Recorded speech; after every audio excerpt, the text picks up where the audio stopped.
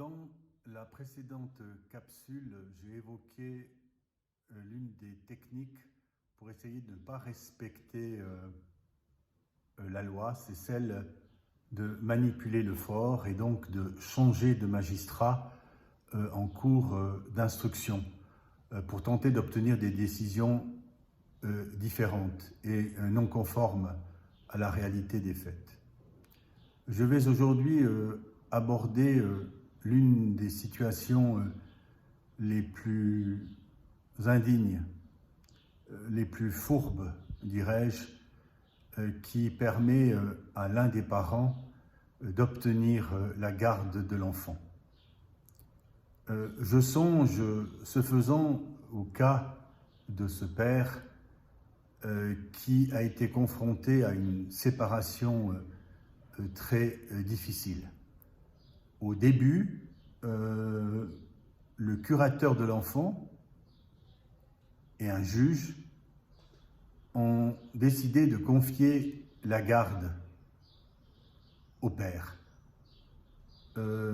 Puis très rapidement, cette garde a été confiée à la mère, les instances de la protection de l'enfance estimant que le cadre était plus favorable chez la mère.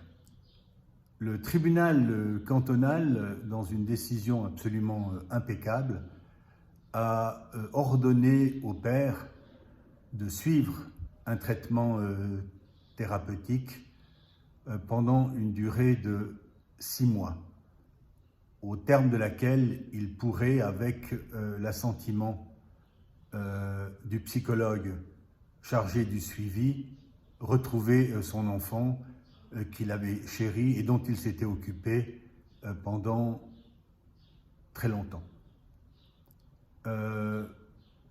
au cours de ses premières années.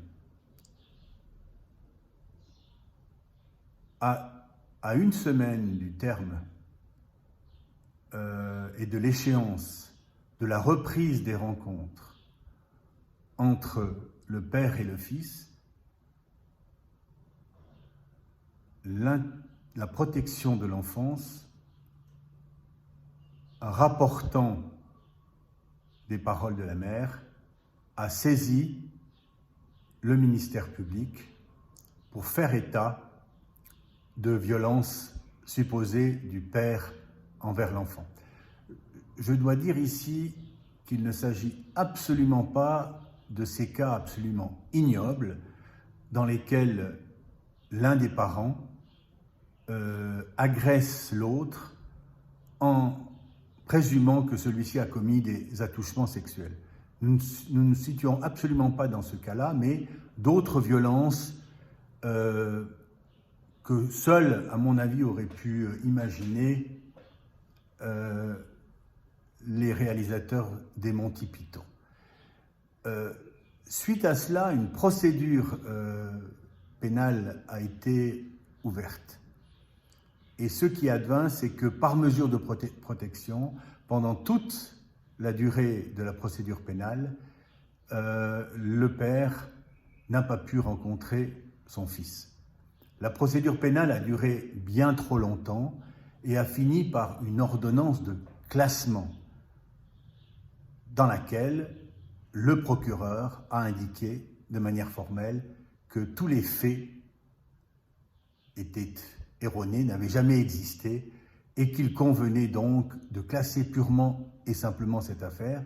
Par conséquent, cette affaire n'a même jamais été portée devant un juge. Elle n'a pas eu lieu. Il n'y a pas eu d'entrée en matière, mais tout cela a duré 5 ans.